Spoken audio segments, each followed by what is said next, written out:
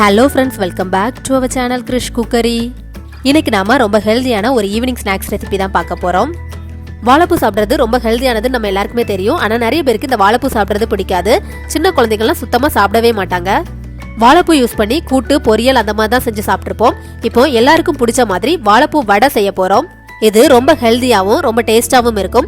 இப்போ இது எப்படி செய்யலான்னு வீடியோக்குள்ள போய் தெரிஞ்சுக்கலாம். அதுக்கு முன்னாடி நீங்க நம்ம சேனலை சப்ஸ்கிரைப் பண்ணலன்னா கீழே இருக்கிற சப்ஸ்கிரைப் பட்டனையும் கூடவே இருக்கிற பெல் சிம்பளையும் கிளிக் பண்ணிக்கோங்க.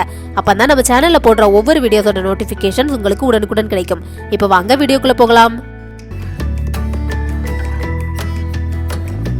இந்த வாழைப்பூ வடை செய்யறதுக்காக நான் இப்போ வாழைப்பூவை நல்லா கிளீன் பண்ணிட்டு ரொம்ப சின்ன சின்னதாக கட் பண்ணிட்டு அதில் 1 கப் எடுத்து வச்சிருக்கிறேன்.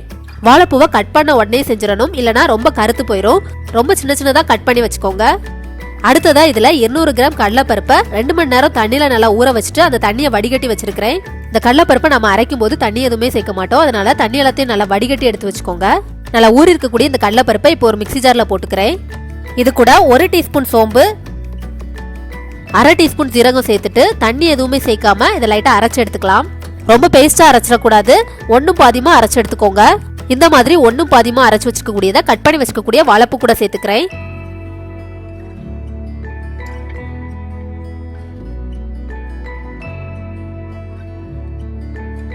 இது கூடவே ஒரு பெரிய வெங்காயத்தை ரொம்ப சின்ன சின்னதா நறுக்கி வச்சிருக்கிறேன், அதையும் சேர்த்துக்கிறேன். காரத்துக்கு பொடியா கட் பண்ணி வச்சுக்கக்கூடிய ஒரு பச்சை மிளகாய், கொஞ்சமா பெருங்காயத்தூள், 1 டீஸ்பூன் இஞ்சி பூண்டு பேஸ்ட், இதுக்கு தேவையான அளவு உப்பு, கொஞ்சமா கறிவேப்பிலை போட்டுட்டு இது எல்லாத்தையும் நல்லா மிக்ஸ் பண்ணிக்கலாம். இதுல தண்ணி எதுவுமே சேர்க்கக்கூடாது. நல்லா அழுத்தி மிக்ஸ் பண்ணும்போது வெங்காயத்துல இருந்தும் தண்ணி விடும், அந்த தண்ணியே கரெக்டா இருக்கும். மிக்ஸ் பண்ணதுக்கு அப்புறமா நார்மலா வீட்டில் மசால் வடை சுடும்போது இருக்கிற கன்சிஸ்டன்சில இருக்கும்.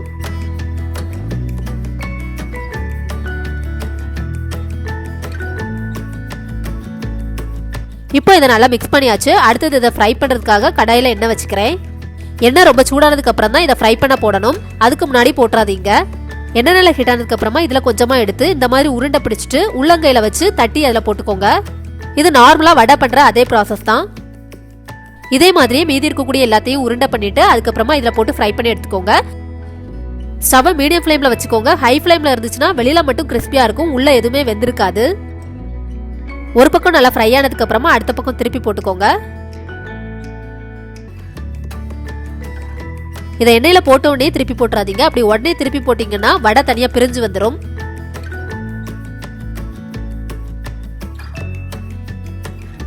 ரெண்டு பக்கமும் நல்லா ஃப்ரை ஆனதுக்கு அப்புறமா இதை வெளியில எடுத்துக்கலாம்.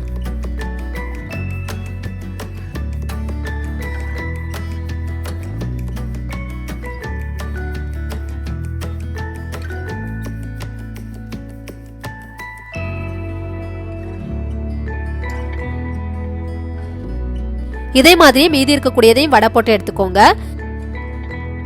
இவ்வளவு தான் ரொம்ப ஹெல்தியான வாழைப்பூ வடை ரெடி ஆயிடுச்சு.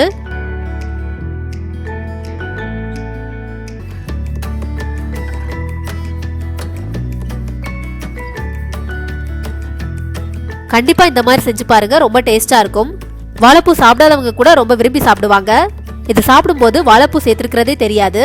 இந்த ஸ்நாக்ஸ் ரெசிபி உங்களுக்கு பிடிச்சிருந்தா லைக் பண்ணுங்க, உங்க ஃப்ரெண்ட்ஸ் கூட ஷேர் பண்ணுங்க, கமெண்ட் பண்ணுங்க. மறக்காம chriscookery சப்ஸ்கிரைப் பண்ணிடுங்க. வேறொரு சூப்பரான ரெசிபியோட உங்களை மீட் பண்றேன். அது வரைக்கும் பாய்.